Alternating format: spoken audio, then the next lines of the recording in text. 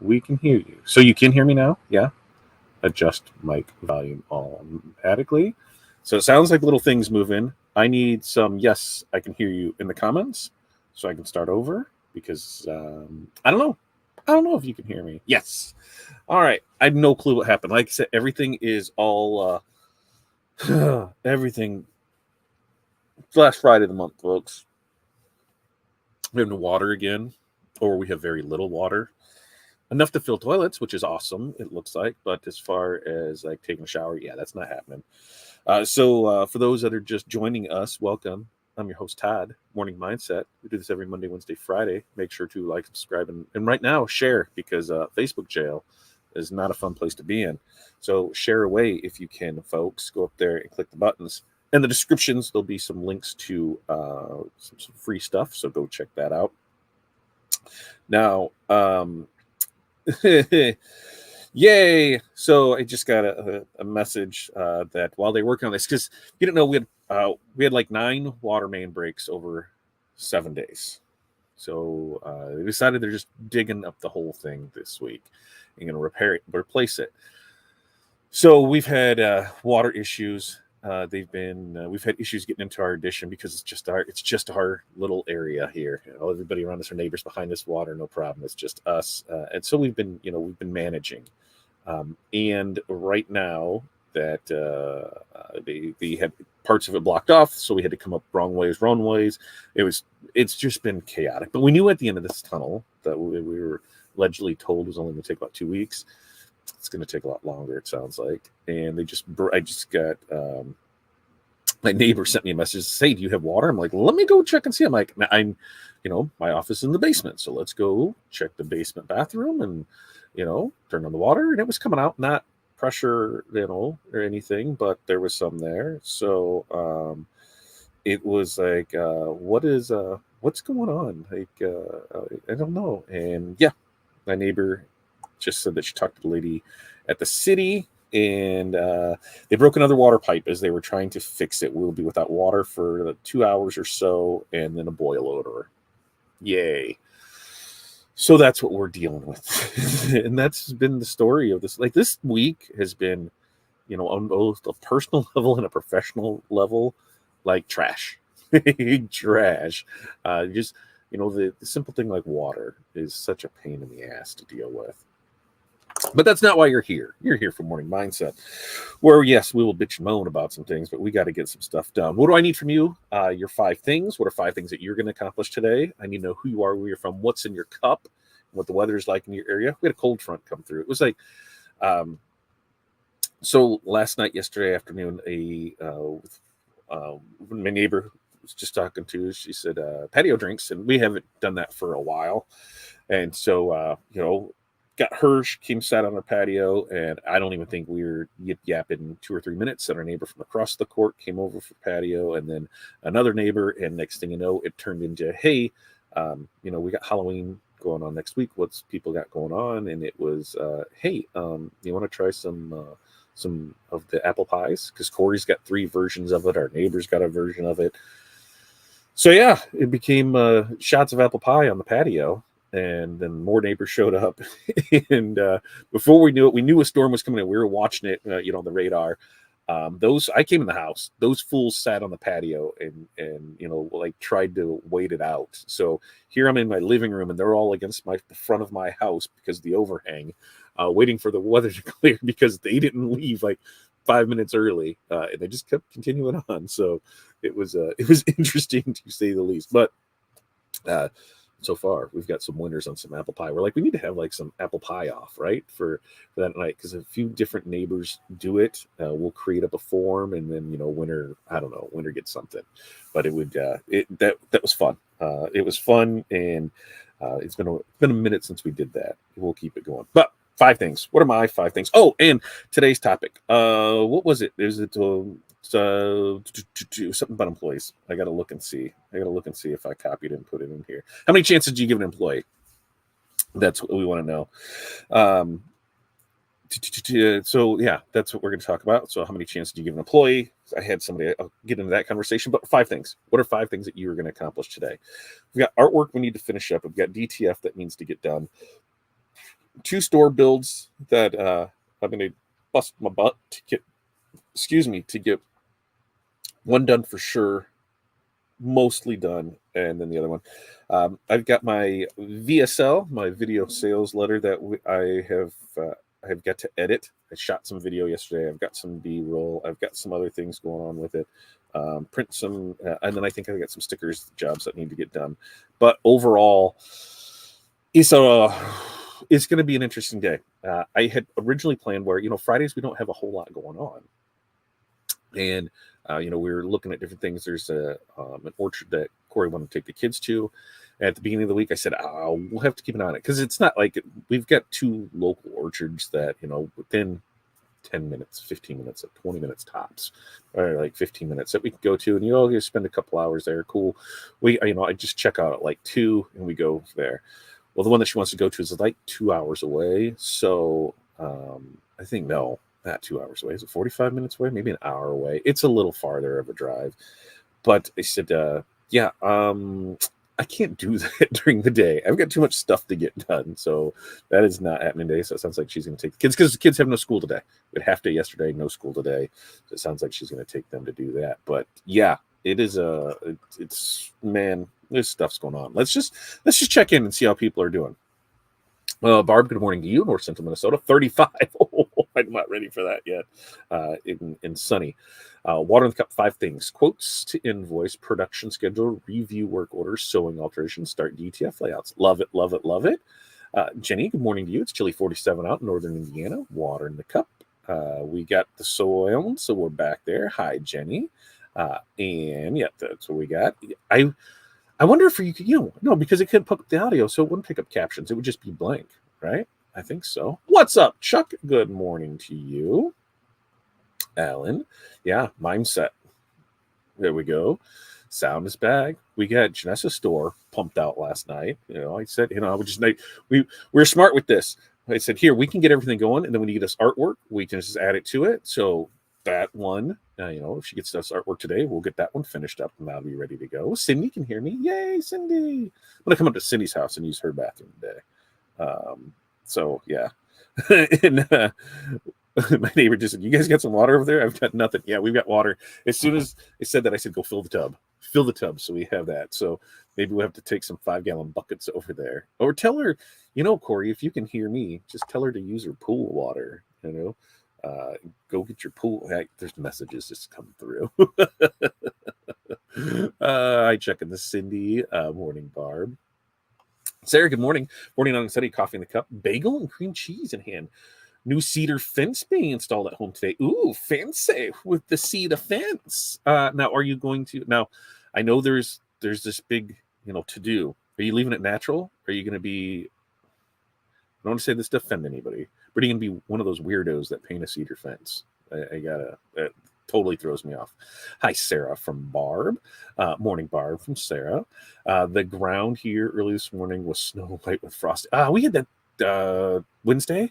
And it was just like, oh, I'm not ready for that. Jerry, good morning to you. Hi, Jerry, back from Barb. Hi, Barb. 68 there in Florida. And Jerry's got her hi, Sarah, Jenny, Chuck, Cindy, and all. Very nice. Jerry's got it all in there. So let's chitty chat about this. For those that have employees, how many chances do you give them? And the reason this came up is I was talking with somebody that they have some employees, and they've got the 2 types of employees. The one that screws around but nails the projects, gets everything done on time, everything's good, there's nothing there, so they get a little more leeway. All their projects are getting done in time. All the work that they're being required to do is getting performed, so they can have a little more banter, they can have a little more fun with it. The other employee is one that can't do anything by themselves and just takes a lot of work, but it's a warm body. Well, how much is that warm body worth? Is it worth the headache of dealing with them? Is it worth the headache of you just doing the job yourself? So you're paying them for something you're doing anyway. So what are they even there for? There's no right or wrong thing on how many chances to give them. We've traditionally always had the 3 strikes you're out rule. And that's in any year. You break 3 infractions, you're gone. You're going to get written up 3 times. You have 3 write-ups here. Now, sometimes we will let that slide, because maybe it was just something stupid. right? And it was like, is it worth getting fired? Or maybe they did something in January, they did something in July, they did something again in let's go with like November. We're not gonna, we didn't fire them, if especially it was minor things. But the reason we had that in place was because after the third one, it was at our discretion on what to do. We could fire them, no questions asked. We could put them on probation. We could suspend them. We had all these things lined up, but we had that in place of here's what happened if we can select from these, and then it would reset.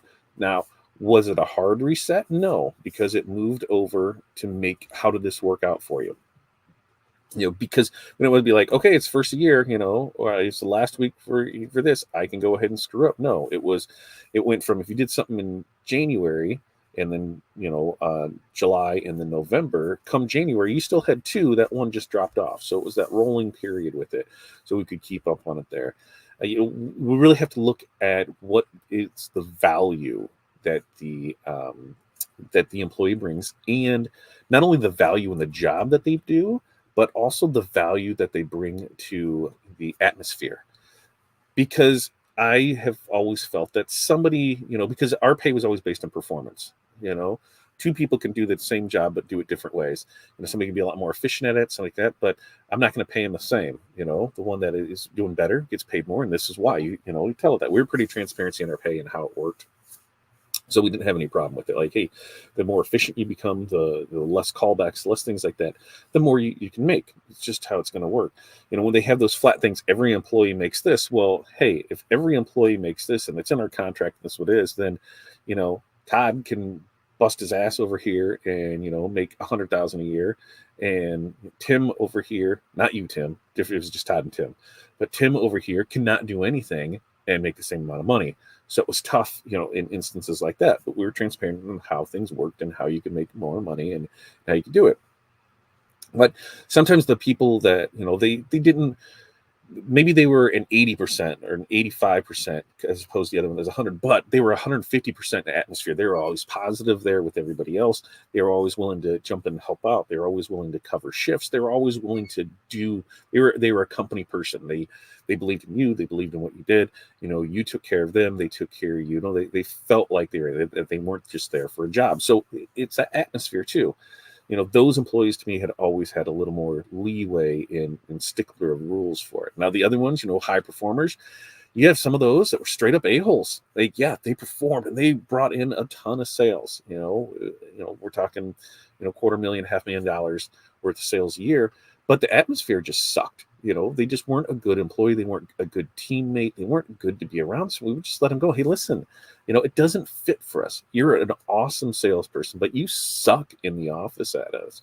The things that you say to other people, the way that, you're very arrogant with what you do, the way that you make other people feel. We've talked about this before, nothing's changed. So we're going to have to cut you loose. And so we're losing out on sales because of that. But we didn't want other people to be brought down because of that.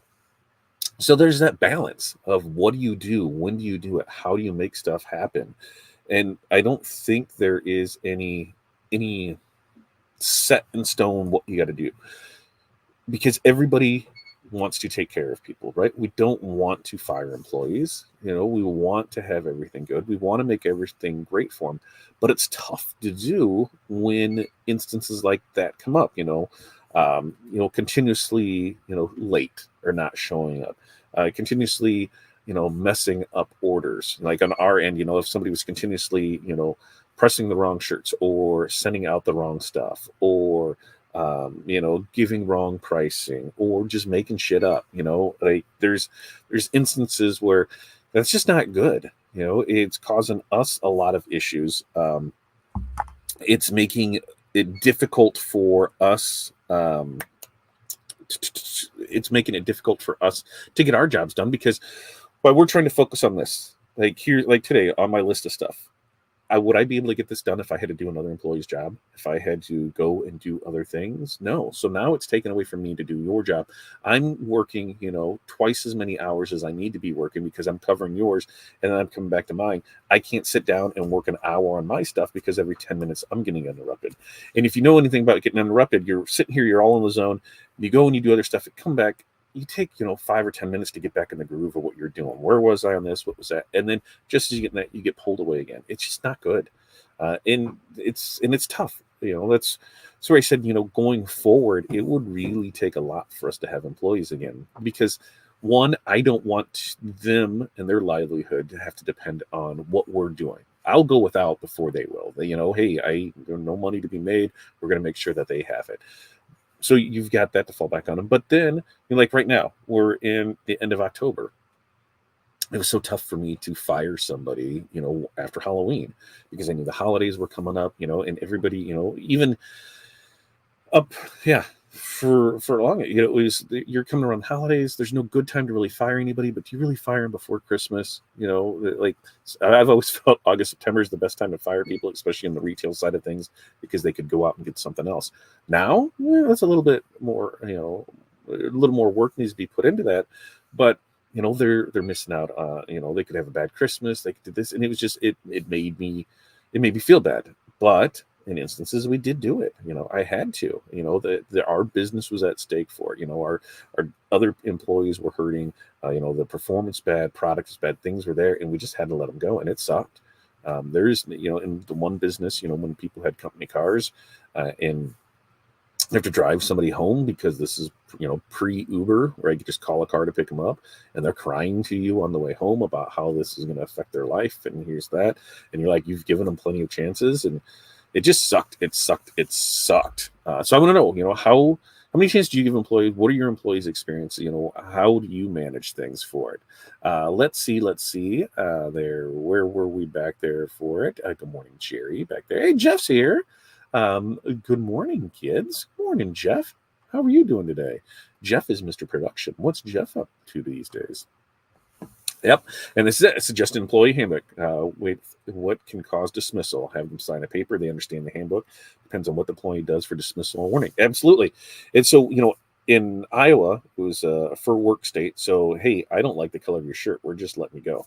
And that was pretty much it. So, a little more difficult to just drop that on people in Illinois, but that was what it was. But yes, having that handbook, and that was the thing, like first day of orientation, this is what we're going through. Here's everything here for it. Here's how everything works. Here's what are the expectations of you and us, because sometimes people can just be bad employers. We set schedule of things we're going to do. If we're not following through on it, that's our problem. That's our issue. So, there's an issue with making that happen. So we got to do what we can do. That employee handbook is a great thing. Marshall Atkins has I'm pretty sure he's got the outline handbook. I'll have to see if I can find it. That you purchase that. If you need to do a handbook, it's a good jumping off place for it. Tim, good morning to you. Tim from T-Town, Ohio. That would be Toledo for those that don't know. 46 degrees out. Finish up my orange juice this morning. Ooh, Tim's getting healthy this morning with orange juice. Robert says, have employees sit down reviews is good. This can be done 3 months, 6 months, and yearly review. Yeah, for us, we would do at the last place, the HVAC. So we had the 3 months, 6 months. 3 months, 6 month, yearly. Everybody got yearlies, but we also had like monthly just powwows with everybody. How are things going? What are you seeing that could gain? It wasn't when it first started, people thought it was going to be a bitch fest. Oh, great, they're going to tell us we're doing. No, we're coming in here. Hey, here's where we're at as a company, as a business. Here are the things that we're seeing. Here's the issues that we're having. Are you running into any of the same issues? Is there anything that you're having that? And they realized it really became more of a communications thing of, hey, how can I get better at this? Here's what we can do. Hey, how can you get better at this? Here's what you can do. And so the reviews always, after we started doing that, really became well, because we were doing monthly stuff of just get-togethers to go over new products, to go over different things for it. Hey, this is what we're going to do. We're going to take 2 hours out of the day, and we're just going to, basically work, on the business with each other. What do we got going on? And they appreciate it because they felt that they weren't just an employee, that they were a part of it. A couple of the different things was when it came to buying new vehicles. And this is when like the transit vans started coming in, and, like for us, we all had box trucks and the big 1-ton cargo vans.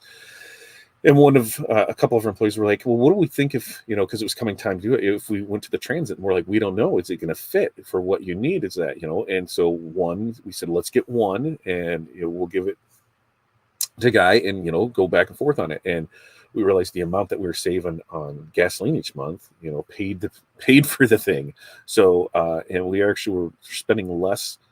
We were spending less out of pocket each month on a vehicle than what we were prior. So we were making money by switching those because it costs less to operate. And it was like, okay, we were able to do it. How do we set it up? And we moved it to it. Now with the install team, we still had to have a few box trucks for those because there were some of the bigger equipment, but we did move to some of the high-tech transits, and it worked out well. But those were things that we were doing. How can we help each other out? And they were appreciative of it, and so are we.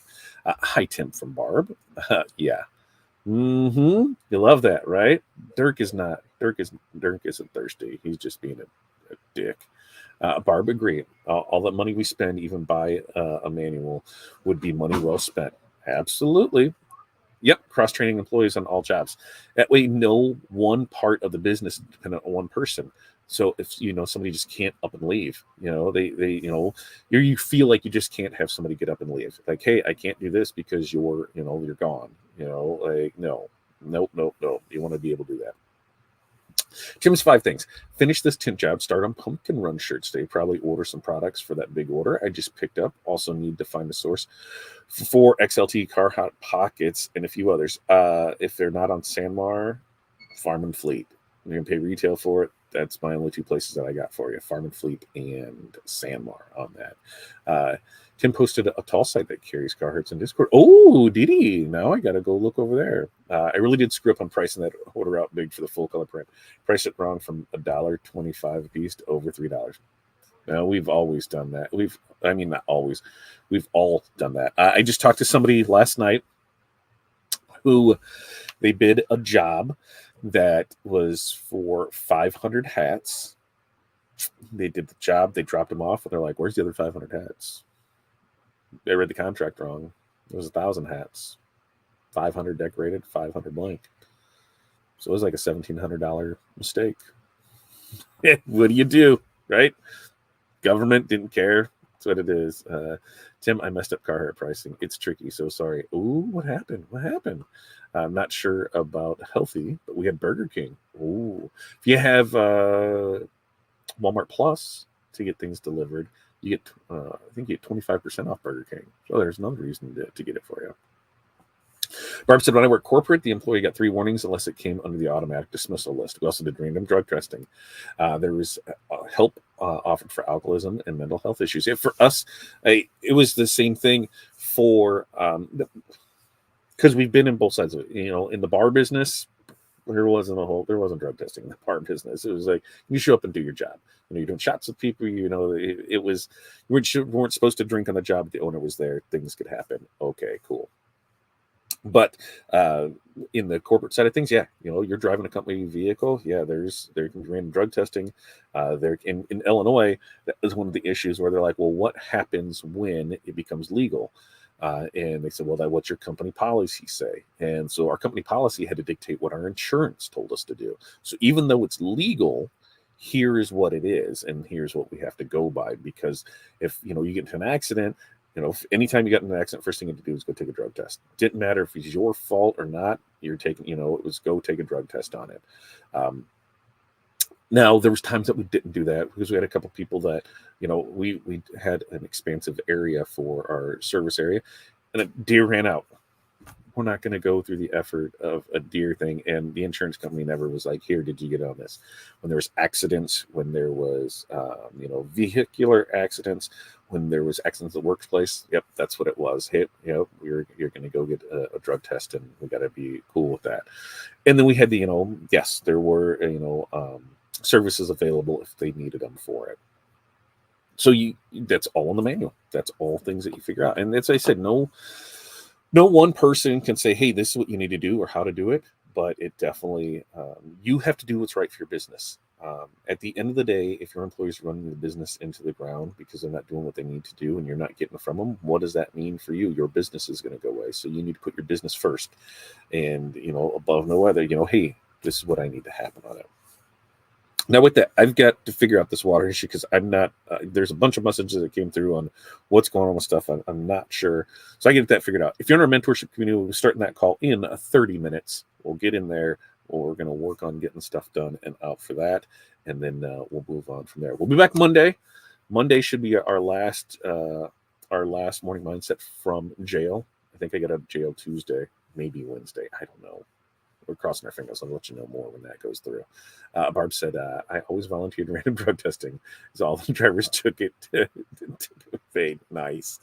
All right. You guys have an amazing day. We'll be back here Monday. Get out there. Have a good weekend if you need to. Next week is Halloween. They switched everything up over here, so I'm trying to see where stuff even is and where to go because I should just be able to end stream and get into. So peace, love, press on. We'll see you next time. Maybe end stream. So, see, now it wants me to send an outro video because everything is new from it. So here we go. Peace, love, press on. We'll see you next time.